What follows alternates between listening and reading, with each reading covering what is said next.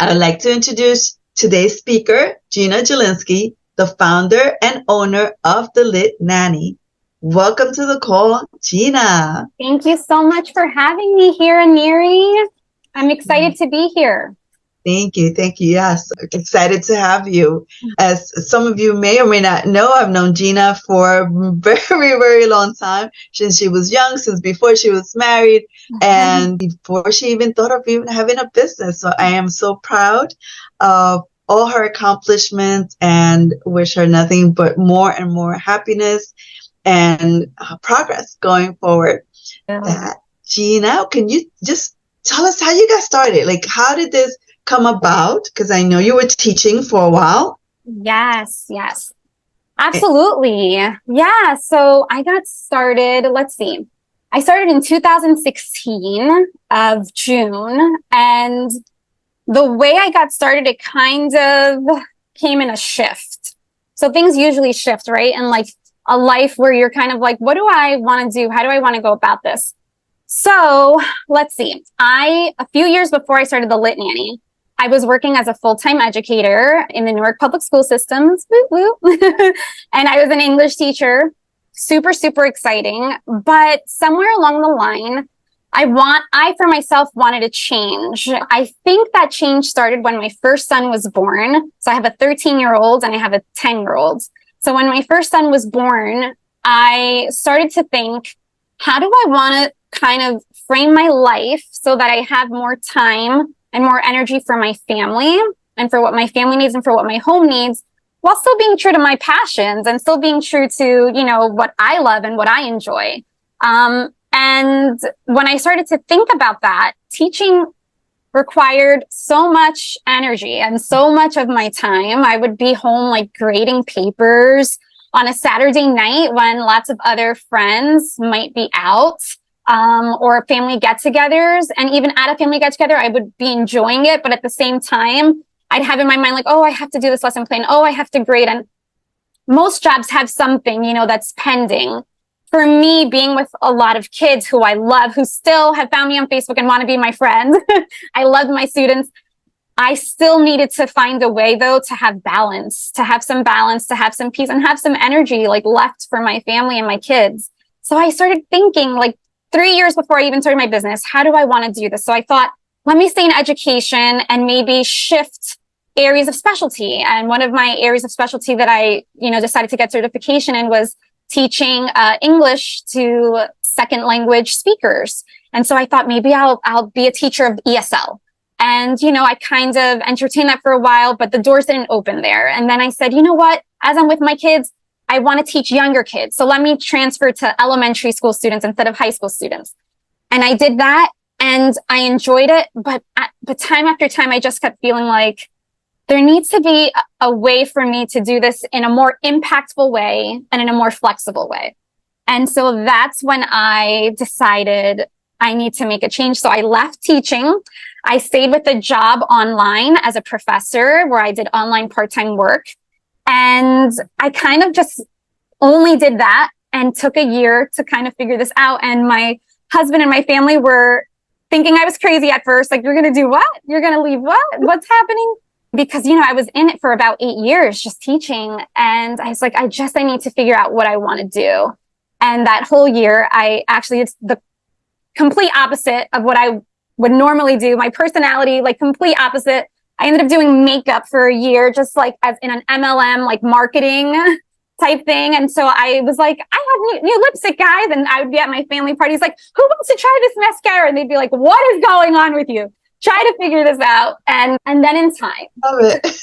It took time. It took some prayer. But that September, I did not start as an educator. I was just doing my online professor job. All that year was doing makeup. And then come May, I was like, God, I really need you to show me here, bring some clarity. And I would just hear parents at the school that my kid was going to, they would be talking about like, oh, my child's struggling with this reading and my child is struggling with that reading. And I knew the answers, right? I knew the answers. And I'd say, oh, you should do this. Oh, you should do that. And they'd be like, wow, I used to be a teacher. And then finally, like, it just kind of came together. And I was like, I could help parents with the struggles that they're having with their kids and in my specific area of passion, which is literature and reading.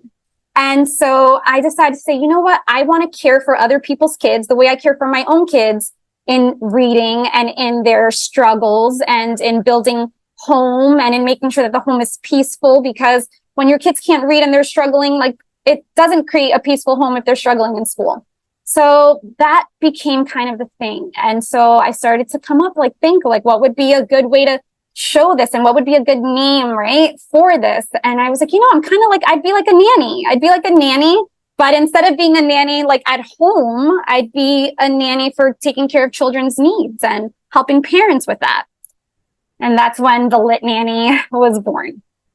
That's amazing. I love the fact that you had the capacity and the understanding to do some self-reflection early on. I think a lot of us don't take the time to do that. And I'm a big proponent of that, because we go from thing to thing, without really reflecting about, hey, is this something I really want to do? Is this going to bring me joy and fulfillment? Am I just doing it to get money? You really took the time to think those things through. And as you said, 3 years before even starting your business. So you were already thinking about it, how that would look like differently. So I love that self-reflection piece.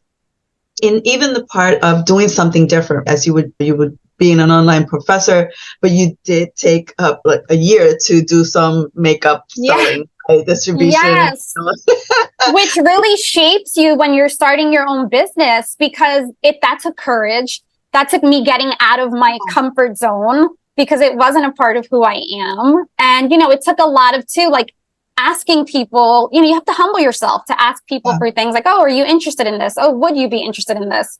Getting lots of no's before you get a yes, right? Before you get a yes. So, but I think even that helped you, like you said, to get out of your comfort zone, right? To think differently. Yeah. Right. And it was preparing you, whether you understood it or not, to what you were ultimately supposed to do. Right. And so that when you realize that you can help parents, and at the same time, you're having your passion there as well. Not only are you helping parents, you're helping the kids, but you're bringing your passion, your love for literature. That's where your purpose was really born. And and let me retract a little bit, because I think we all have a purpose. Oftentimes we just don't know what that is. Yes. And so knowing you, and you're from a previous life, you've always had that love and desire to help people and kids, and shows with your own children. I mean, it's amazing to watch you. So your purpose was already there, but it just took these things to help propel you and push you out of your comfort zone to figure it out. Absolutely. No, okay, this is it. And I'm sure when you realized that and you said, wow, the Lit Nanny was born out of that, walk me what that was like. Because to me, it's like, wow, that light bulb, yes, I can do this. This is awesome. I find my purpose. Not that it was going to be easy. Something about knowing what your purpose is that propels you to move forward. Yes. And there was something about, for me, when I was with my kids. See, for me, it really did start with my kids. First with my firstborn, and wanting to make sure that I was around him and not just giving him my leftover energy. But then in spending time with my kids, my shift, right? Growing up, I had this image of success, right? And the image of success was kind of wherever you are, you're going to make it to the top. You're going to make it to the top. So whatever it is you end up doing, you're going to make it to the top. And I don't necessarily think that came from my mother or my parents. It was just kind of knowing that I wanted to do better than the generation prior to me. So when I was in that school setting, it was never to just stay at being an educator. It was to go to being a supervisor, and then from being a supervisor to being a principal. And then, kind of just making sure that I had all the masters, and then get to the doctorate, and, do kind of all the things to get to the top. And there's something about when you meet either a person or you see a need, right, that it could really have a profound effect on you and change your shifting. And so for the person I met was my son, and then I met my other son. And they just kind of like, I started to feel the most needed with them. And I started to feel like, you know what? My focus for me, and I think maybe that desire was always there, but my focus for me and my desire was to build my home. Like I really wanted to build my home, and that propelled me forward. And I was like, well, what are the best ways that I can build my home? And I knew for me, you know, I needed to make sure that I was more available, readily available, more around, more invested, that teaching kept me, being a full-time teacher had so many benefits and so many great stories come along with it. And you give so much. So it is rewarding in its own right. But I didn't want to be, I knew for me, I didn't want to be just kind of like, you know, oh, we know their mom. You remember, you saw her one time, right? Here and there. And there's nothing wrong with the working. My mom worked like 2 jobs, 3 jobs. I've been around a lot of hardworking women, so I'm not knocking it. I'm just saying that I had this desire to live it out a little differently. And so that purpose of wanting to build my home, and there were scriptures too that I like read and came across that I was like, wow, like this is a confirmation for me. And one of them, I actually wrote it down. I wanted to share it.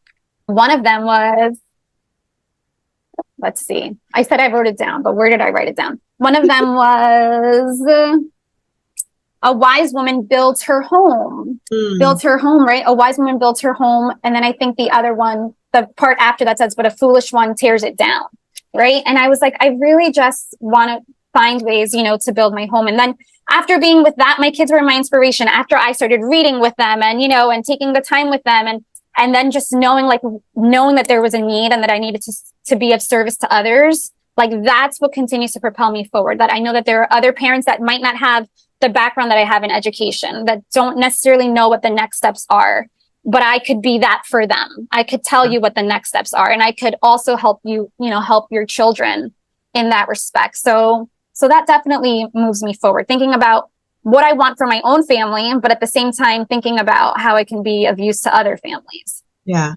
that's so good. And that's purpose and value. Like I'm in John Maxwell's certified leadership team, and we get to speak to the faculty and mentors.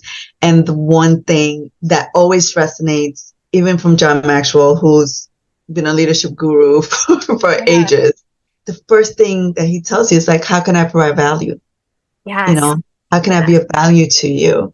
And there's something powerful about that, because we want to help people. We want it. When you're in service to others, man, there's just nothing that compares to the rewarding feeling that you get out of that. Yes, absolutely. Because we're meant to live life in community. We're meant to live life in service to others. And once you get that going, the rest just follows. Right? Yes. And also, I think I wanted to add, and just kind of being true to that, because there are times where, you know, and I don't think there's anything wrong with wanting to make money because we need it. And, you know, clearly we want to prosper and we want to flourish. But I do think that, you know, it's good every once in a while. I just made 7 years with this business in June. 7 years. Yeah. And it's funny because this year was such a blur. And even with the pandemic, things were a blur, that I was like, how long, how long has this been going on? But it has been 7 years. And I would be lying if I didn't say like year 3 and year 5 and maybe even year 6. I was like, okay, but how much, where's the money? How much money am I making? Right? Because you do need it. But every single time I've learned to check myself and always say, you know, is this, and I'm going to use your word, rooted, right? Is this rooted in service to others? Is that still the mission, the main mission here? And I think it's a good way to kind of weigh out whether or not your motive, your intentions, right, are where they're supposed to be. Because if it ends up being, I think, one more than the other, then you know, it kind of becomes a little imbalance there. Yeah. Oh, that's so good. Yeah, I think as you were speaking, I'm just remembering people who start something and then let it go. You start this business and then it gets too hard and then buy, which sometimes it's prudent depending on what you've experienced. And if you have, you know, the the right coaching and the right counselors around you to help you. But oftentimes is because it becomes hard or weak because you lost touch of the why. Yeah. Why am I doing this? Yes. And you're absolutely right. Yes, we do need money. Right. You need it to pay the bills. Seriously. Mm-hmm. But it has to be more than that for you to be able to weather the storms that come your way. Mm. Yes. Right? And so you have to constantly be in that self-reflection again, right? The why, and making sure that it aligns to the why of why you're doing it, your mission, your vision. The word says, write the vision and make it plain. Yes. And part of that is so that you can go back to it. Mm-hmm. And why did I start this business? What were my goals? Revisit those. That Absolutely. When the hard times come, you're not so quick to drop it, or you don't get so caught up with what everybody else is doing. Which is so easy to do, especially with social media. And it's like everyone's on their highlight reel and you're like, oh, and I could go this way, I could go that way. You could go any which way. Yes. Yeah. But it's like, but that's not meant for you. And so having that comparison trap, right, often derails us from where we're meant, what we're meant to be doing and where we're meant to be.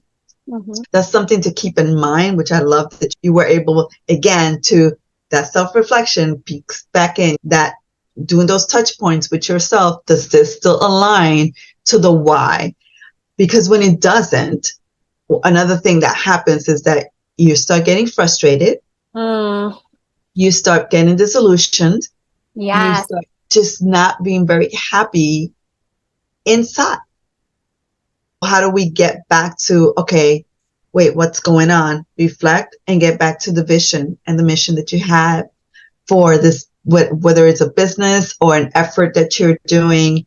It's so easy to get distracted these days. It is. And you know, it's interesting that you bring that up because I went back yesterday, right? I was like, oh, we're going to have this session. And I was like, you know, I'd love to go back and see what I rewrote in some journals. And I was like, you know, that's a tip I have to make sure I leave with Eneri and with, you know, whoever ends up listening to this is definitely, like you said, write it down, like keep journals of like, you know, what you wanted to do, why you wanted to do it. And because I've gone back to journals and it's funny because I even saw an entry of like 2 years before I started the business. And I was like, oh my gosh, like I had a desire for something like this and I didn't even realize it until yesterday that I wanted something like that even 2 years before I started it. So it's always really awesome to like go back and to check it out and to say like, what am I being true to? Even if what you want to do and how you want to roll things out changes, I think your mission and how you serve, right, it kind of, you know, is what grounds you, even if it looks different from, you know, a couple years in or a couple years that's out. okay, right? That's like, so we were talking in the beginning, tweaking things and pivoting. It's okay. If you see you're working on something and it's not working and you've already have done your due diligence in checking and vetting things out and it's still like doesn't feel right, it's okay to do something different. It's okay to pivot. Yes. Right? Yes. But it don't forget the why. Like why you started, why you're doing it, why you're helping others, and is it bringing value, and is this your purpose? Right. And does it align? And it is the passion still there? Because passion, it's a funny word. And you know, because I could be passionate about something today and not tomorrow. Like, I'm a little kind of right. A little with. I mean, people use it a lot. Are you passionate about something? Yes, we're supposed to be passionate about what we're doing, but it's driven by our purpose. Yes, and go ahead. I'm sorry. No, go ahead. So it's like, so if it doesn't align at the end of the day with your purpose, your passion is going to wane. Yeah. And I mean, this is definitely like a God thing right now, because something that I wanted to say is it's funny. When I first started this business, I looked at it as a baby, and I still think it's a baby, right? Like you have to nurture it. You have to care for it. You have to know that it's going to grow. But I don't know, in the last week or so, just thinking about this and, you know, just thinking about my business. And this was a great opportunity for me because it also gave me time to reflect but I kind of been thinking about it as a marriage in some ways. And not like, oh, like, like your business is like your spouse and it becomes your life and you not like that, but almost what you're talking about with passion, right? Like we all want passionate marriages. Mm-hmm. There are times where, I got married at 22 years old. My husband, I know. When I think about, like, if my kid were to tell me I'm getting married at 22, I'd be like, like, no, you're not. Like, not happening. I was there. I remember. Yes, right? I was like 22 years old. Oh my husband was just about to turn 24. And, so we're at year 17, almost going to year 18 in June. And I think to myself, like, we've had to, like, I have changed throughout those years. I was like honestly, a baby. I was like a baby then. So was he. And I'm like, who we were at 22 is not who we were at 30, is not who we were at 35. Like, it's just, we grow, we evolve, we change. I mean, always do whatever you have to do right in a marriage to keep the passion alive. That's not what I'm saying. But what I'm saying is it looks different. You're going to have these moments where it's like, you know what? I'm not necessarily like super enthusiastic or, and that's what it's like sometimes with your business, it doesn't always have to be like 10 years on the line with your business. It could be year 2, right? After you put in that grind, that work, you've got there. And then all of a sudden, maybe there's this lull, or maybe you're like, maybe the clients that you're servicing, right? It's like, I love the clients that I'm servicing, but I kind of feel like I want to, take my niche and kind of do something a little different. That's something that happened with me. Like, I noticed that most of what ended up happening is I ended up becoming more of a tutor. And I absolutely, again, love that. And I'm still tutoring. But as time goes on, I'm like, I would love to stay with the kids that I have, but I don't want to forget about this other part, which is servicing the parents and, building relationship with parents and giving them their tips, giving them their advice. That's just, so my business I kind of got like, and some people might be scared of that and that they want to close the door to that and be like, run, never mind, like quit it, close the doors, it's over. And I think we should look at it as, maybe instead of being stuck and feeling like, well, I guess that's it, I'm not passionate about this anymore. Maybe just like with a marriage, you have to relearn. Well, who are you now? Right? Like, I've grown, I've changed. Who are you now? Because I want to grow and learn with you. And that's the same with our businesses. We have to grow and learn with our businesses. Maybe you want to, take a break from one of your services and offer a different service. Or maybe your one service needs to just be, reshapen a little, get a little like refreshing going to it. And, so it's, you want to keep your business alive, and passion is not the only thing that's going to keep that alive. You have to learn to grow with it, listen to, your own changes that have happened, right? I've matured in a lot of different ways since then. And it is kind of, so I've been thinking about it more of like a marriage lately. Like, you've got to learn and grow. Yeah. That's such a great way to put it and to look at it, right? Because one thing that we were told when we first got married was, remember to always continue dating your spouse. Yeah. And this was told to us by a seasoned couple that had been through some ups and some downs over the course of their marriage. And we looked at each other like, oh, that's funny. And then like, but no, it's important, right? To continue to see each other with fresh eyes, to continue not to just look at each other like, oh, you become roommates after a while when it's like the monotony of the everyday life. When you're dating, that's taking you out of your comfort zone, get out the house. It doesn't have to cost you any money. If money is tight, it's okay. You can take a walk, you can have pizza, you can have a really nice fancy dinner, whatever works for you. But the point is that you're having that connection with your spouse, and same with your business. You have to look at it differently. Sometimes you have to remember where you came from, what you've done, the progression of the business, what worked, what didn't work. And that's why it's so good to have mentors and coaches who are there to help you kind of think those things through. They ask you the right questions to kind of pull out of you what you need, because the answers are within you. A coach and a mentor helps you get them to the forefront so that you can see clearly when emotions are in the way, when you're just going about what you're seeing. They can help you with that strategy and what that looks like. And those things have helped me continue to grow and evolve and learn new things. And like you say, perhaps provide different services. Yeah. Don't despise humble beginnings, right? Because they're what going to get you to where you need to be. But take the time to assess. And it's so good that sometimes it takes kind of like a meeting or something like this to kind of prepare you to start thinking like, oh, wait a minute, what did I do? How far have I come?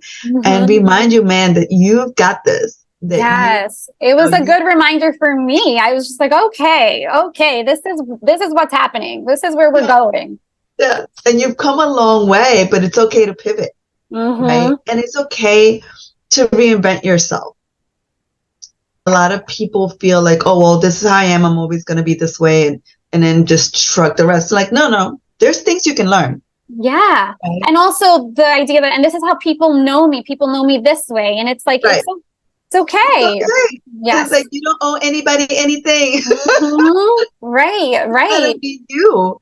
And take the time to really think about, man, what is my purpose? What is it that I want to do? How is it that I want to be looked at? And what am I bringing to the table? How can I help others? And again, my thing is always being service to others because there's just so much joy, again, fulfillment and just happiness that comes from that.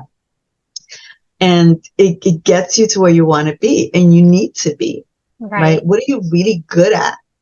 And what are the things that you may want to be really good at and start taking steps towards learning what those things are. You don't have to stay stuck where you are. That's good. That's so good. Right? Don't. And it's like, I tell this people all the time when they say, well, my upbringing, am I this, am I that, and my parents said this. I'm like, okay. But you don't have to stay there. Yeah. You can learn coping skills to deal with those issues. Yes. But then start writing your vision down. What do you see your life like? And visualize it. Visualize it. Yeah. Visualize I'm all about vision boards. I got one the one up there myself. Yeah. Visualize what and I'm not a big of manifesting whatever. Like, no, I pray about it and I do the work. Yes. Same. Absolutely. But there's something, right, to visualizing it and seeing yourself to take the steps to get there. Yeah. That's just crucial when you want to do anything, when you have a goal that you feel that, man, I think I could accomplish that. No. Believe that you can. Visualize it. Put it in, take magazines, pictures out, put them on a board. There, you can find them at the dollar store. Get it done. Just get it done. Get it up there so that you can see, right? Yes, there's just something so powerful about that because it's a constant reminder of that's where I want to be. That's where I want to go. That's the impact that I want to make in life, in people. And every day you start taking those incremental steps towards that dream, towards that goal. Yeah. And when you come see, like, I never, I mean, well, I wouldn't say never. Let me just retract. In growing up, I was like, oh, it would be nice to own a business one day, but I didn't know what that was going to look like. I didn't know, like, what was my goals, my dreams back then. It was more like, oh, it'd be nice to have a business. But I was in corporate for about 30 years. In my last job, 25 and a half years. That was a long time. Yeah. And I thought I was going to retire doing work in corporate. Yes. And I don't knock it. I learned so much, right? But there was this opportunity to just do something different.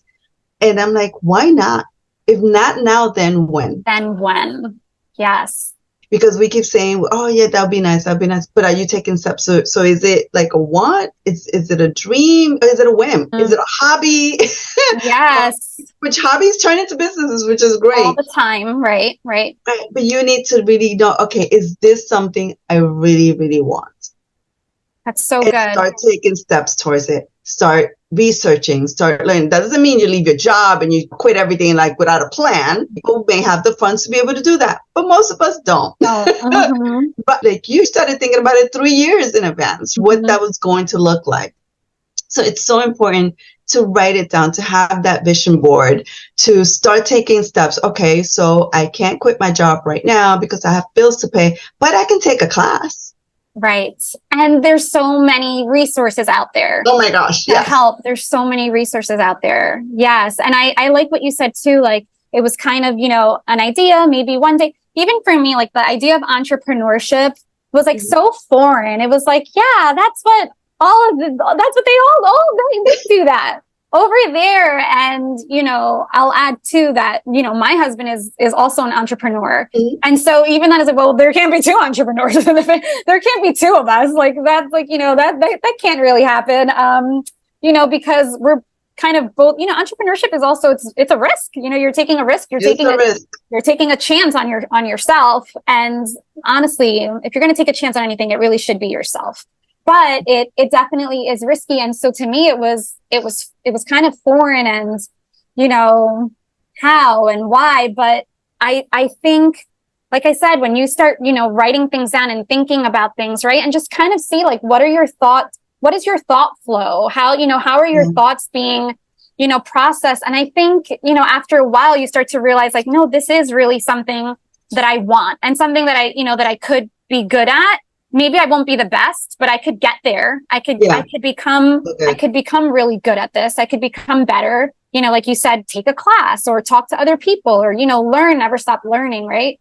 But it's something, I think it's always something to consider, especially when you're at a place where it's like you feel something shifting. Like I'm not too happy here and I kind of want to grow. And is this all there is, right? Is this all there is? Is this how it's going to, work out? Because I also thought I was going to retire a teacher. Most teachers who go into teaching retire teachers. It's kind of like, and not only that, it's like, we're like, we honor you because like, you've made it through like so many different, politicians and systems and curriculums and changes. And so to get there is a goal. And if I wasn't going to retire as a teacher, I definitely was going to retire as an administrator.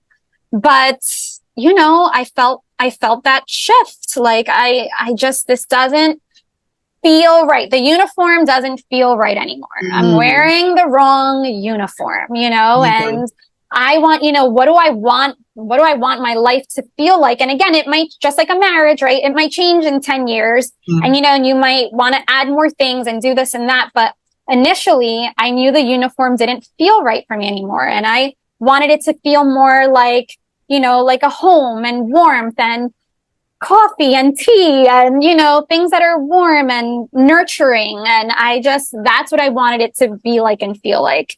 And so I took the steps towards that, but it's definitely about reflecting and kind of taking that time to see, where your heart, what your thoughts are thinking and kind of, being rooted in that purpose and that value. Yes, so good. Thank you for using my name. When you're plugging it in, rooted in joy. Yes. Rooted. One last thing that I kind of wanted to mention, and you could talk to this as well, is all those people who want to own a business or want to be an entrepreneur. First, again, the comparison game. Start looking at all these Instagram posts of people they want to be like, or Facebook posts of wherever it is that you're getting your social media. And they're like, oh, well, there's too many people doing that already. Oh, yes. Right. There's not enough room for me to do this too. Yeah. But there is. And I think, that's a big thing. I mean, even think about like, if the primary thing that people know me for is tutoring, there's so many tutors out there, right? Mm-hmm. There's a couple of things when it comes to that. One, I do believe, like you said, you put the hard work in, and, and you represent yourself and you represent your business. The people will come. Like the people will come. There is enough, you also have your own unique way of doing things that some people, like, for example, I'll give you an example, plug for the Lit Nanny.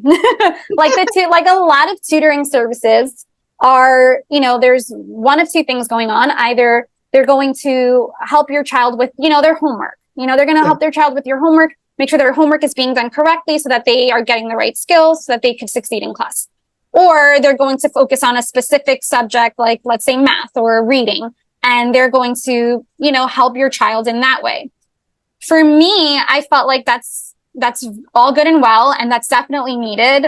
For me, it needed to be more than that, right? It needed to be more of like, I'm building a relationship with this family, not just the child, not just the subject that I'm teaching them, but with the family. So I'm in communication, with the parents, and I'm hearing about their struggles. I'm supporting the child, but also, building confidence. I have some clients that stay with me even after their child has kind of met grade level. They'll stay with me 2-3 years. I'm with them. That's awesome. And just kind of nurturing them, because I build confidence, right? Like I build confidence also knowing that they have me as a support system. The parents have me like, oh, this is what's going on in their reading class. Like, what do you think about this? And their teacher said this. What do you think about that? How should we go about this? What should I tell the teacher? I don't know how to reply to the teacher with this, right? My child, they're only reading comic books and I want them to start reading, actual chapter books. How do I, it's a little different than just tutoring. And I think, one thing to think about is when you are looking at all the people that might be doing something similar to you, right? Is one, remembering that you yourself are unique, and your personality, your style, the way you present things, is going to match with the people who want it, right? There are some tutors and, businesses like mine that they might be a little bit more like, no, listen, your kid needs this, this, and this, and we're going to go about it this way. And they're very strict and maybe a little rigid. And for some families, that's what their child needs. They need whereas I'm not like that. I'm very much like, how are we doing today? And let's talk about your feelings, and let me help you in any way that I can. And sometimes I even have to say to myself, like, okay, Gina, remember, you're here, meet the purpose, meet the goal. But that's just my personality. And so your personalities are going to match the right potential clients. And so you can't, get stuck in that, but there's so many other people doing this because they're not going to do it the way you are. Right. You bring your uniquely you self. Yes. Uniquely you self. I like that. What it is you're doing. And you're right. It's like those clients that need that will come to you. Obviously, you have to do your part. Yes. The marketing and all that good stuff. But when you're developing a relationship with your clients, and when they see you show up authentically. Yes, that's good. Right. That's what's going to be the difference maker. They're not just a number. They're not just an account. They're a person that you're trying to help them and their family become better at whatever that may be. For you is literacy in the child, in the home. And when a lot of times I know that piece then helps the dynamics in the home, because now this kid that possibly could have been frustrated because he couldn't read, now can express themselves better with their parents or their siblings or whoever is in the home. And that's a win, not only for the child, but for the parent, but for the family unit. Yeah. Right? So I'm so excited with what you do. And kudos to you for what you're doing to make a difference in the lives of these children and their families. Thank you. Welcome. You're welcome. All right. So I know we're almost at the top. What's the one advice, and I know people say this all the time, what's one advice that you would give to, first of all, to parents that are struggling? What would be your catchphrase? Yeah. And secondly, to someone who may be watching this, who is right there at the precipice of wanting to do something different, but they're afraid. Okay. So that's actually two questions. So parents who are struggling, and I'm going to speak specifically to struggles within this literacy. Yes, correct. Okay. Yeah, no. So parents who are struggling, I would say the first piece of advice is honestly to know that there's hope, really. And I tell that to my parents. There's hope, and there's a way to build your child's confidence again. And the first thing that I would do is, when you're looking at your child and you're looking at them struggling, or you have questions about their reading journey, or it just feels overwhelming, really, just take a breath, know that there's hope, and then look at your child, not stuck in their problem, but in their future, confident, right? Look at that first, because when we address children and we look at children, not, there's actually a quote, so I don't want to plagiarize this. I've seen this around and that's where I've internalized it from. But there's a quote that says, look and speak to your child, not in who they are right now and that problem that they are, but in who you want them to become. Talk to them like they've already become that, right? Speak to them like they've already become that. So that would be one piece of advice, because the rest will follow. We'll get the help.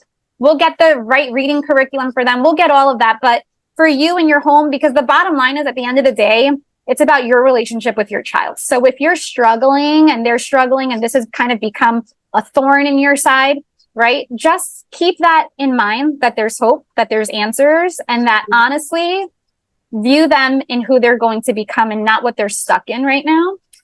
Yeah. And then I think for anyone who's afraid, honestly, you really can't do anything without taking that step, whatever that first step is. You have to be bold enough, to just take that first step. That first step might be, I'm going to reach out to 5 people and just see, hey, are you, is this something, I had you in mind. Would you be interested in this service? No pressure, but it's just something that I thought about. Maybe that first step is going back to a social media page that you haven't visited in 5 years and, and post something that says, I'm still here. I am still here. Whatever, just take a first step in whatever it is, that you want to accomplish, because usually once you do that, you're able to take, the next step and the next step. And it's okay to fail. It's okay to fail. It's totally okay. What if it doesn't work out? What if it doesn't work out? Yeah. It doesn't work out. We'll try again and we'll try another way. It's okay if it fails. I love that. And give yourself permission. You took the words out of my mouth. Give yourself permission to fail. That's how we learn. Yes. It's okay. But I love that. It's necessary for us to, it's so needed for us to stop feeling stuck. Yes. Right? Especially when we can do something about it. You can always do something about it. Absolutely. So with that, thank you so much. This has been incredible. So thankful for you and honored to have you on the Midday Brew. And see you next time.